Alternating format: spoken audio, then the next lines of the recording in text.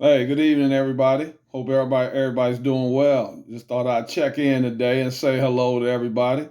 Hope the young people are doing well now that school is over. Those of you who are not in summer school, I know you have a lot of time on your hands. So I hope you find something constructive to do. It might not be sports, but find something to do with your time that's very positive and enjoy this summer. It's going to be a hot one. If we're getting 99s and 100 already, you can only imagine what it's going to be like in July and August. But yeah, I haven't been on here for a while. Just wanted to make sure everybody's doing okay, and especially the young people. You know how I feel about you. You're our future, and that'll never change for me. So I just wanted to check in. I know some of you have been keeping up with the playoffs, the NBA playoffs. Boston is doing a job on Dallas. I hope that doesn't surprise any of you. And for those of you that think it's going to turn around, it's not going to. When you have guys that could defend at every position and they can score, um, that's a tough that's a tough recipe to deal with right there. You got guys that can defend one on one that move their feet. You see what Drew Holiday is doing to Kyrie. Don't think Kyrie just all of a sudden got in a shooting slump. There's reasons that players get into so-called shooting slumps. It's called defense. And when you got guys that can stay in front of you as well as Boston does individually, that's hard to overcome. I know a lot of people think Luka's been outstanding, but he hasn't really been outstanding. The first game he scored some points, but he had one assist. I know he had about 10 or 11 rebounds. That's fine. But the turnovers are also important. Second game, he gets 32 points, and I hear people talking about, but he had a triple double. And I'm saying, really? He scored 32, but what about the 8 turnovers that turned into 21 Boston points? So if you take away those 21 points, he really only gave the team 11 points. You got to look at the entire game. It's not always about stats. I know a lot of people that never really played this game. All they do is look at the paper, look at a stat sheet, and right away they try to say that someone played great without actually looking at the game. Basketball is not just statistics. Professional sports is not just statistics. Are those statistics contributing to winning? Are they making the team better? If they're not doing that, it's just stat padding. That's all it is. Luka's holding the ball way too long, as usual. And then that's making the other guys not be in rhythm. It's hard to be in rhythm when you aren't touching the ball, when you're just standing around. Derrick Jones has made some good cuts to the basket when Luka finally decides to drive and pass. But if the other guys have not been involved enough, and that's what's hurting them the most. If you look at Boston, you don't know who's going to score. That's the kind of team I want. I had a practice last night, and I told the guys, this is what I've been about from the beginning.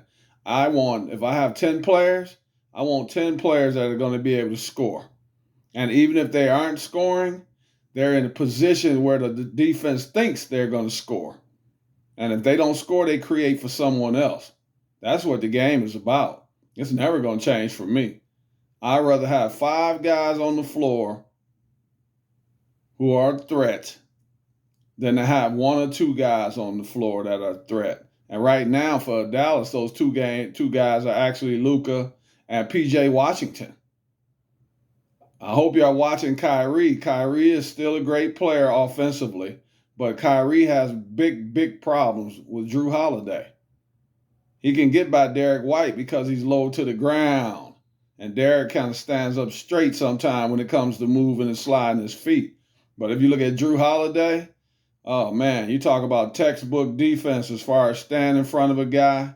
And if you notice, Kyrie can't just blow by him. And when Kyrie can't just blow by you or just stand there and jab, step, and shoot the jumpers uncontested, he has problems. That's been Kyrie throughout his whole entire career. If you don't believe me, just go back and look at highlights. I pay attention. If other people don't, I mean, that's not my fault. But I pay attention to this game. I study this game. I'm hoping that Dallas can at least make it interesting in Game 3 because I'm not ready for the season to end this soon. And last but not least, Luka with this flak jacket on, basically acting like he's injured. He's acting like he's injured, but that's only when they are on defense. He's fine. He's moving fine when they're on offense. So he's driving to the basket. He's getting his shoulder in the guys. You usually don't want that contact if you're really hurt. But on defense, oh man, it's been terrible. This is some of the worst defense. I mean, he looks like he should be in a pinball game. If you look at videos of how Boston has been scoring on him, they're going at him one-on-one, or they putting him in the pick and roll. You don't even have to put him in the pick and roll. You can just ISO and just blow by him. And he's putting up no resistance at all. And that's what's hurting them the most because you have these other guys, the role players, who won't say anything. They won't say anything in the media. But believe me, that affects the team in a negative way when you got a guy who's supposed to be a leader and he's out there whining to the referees, wants every call. I call that entitlement. He's not even getting fouled sometimes. He's initiating the contact. And then when he turns the ball over, Jaylen Brown comes and steals it, or Derrick White comes from behind and steals it. He wants fouls instead of hustling his butt back on defense. So continue to watch these games, young people. Watch and learn. Don't just watch. Try to understand this game so that you can have an opportunity to maybe have a really good high school career and then a college career. But you got to study the game. I just thought I'd check in. Everybody have a fantastic evening. Stay safe out here. Check out the game tomorrow. And for those of you who are Dallas fans, I know you're going to be saying, let's go Dallas. And I'm saying, that's fine, but they better bring it on. Because if they don't play well in the first half tomorrow, if Dallas is not up by 10 points at halftime tomorrow, we're looking at a sweep. Everybody have a great evening. Stay safe out there. Talk to you again soon.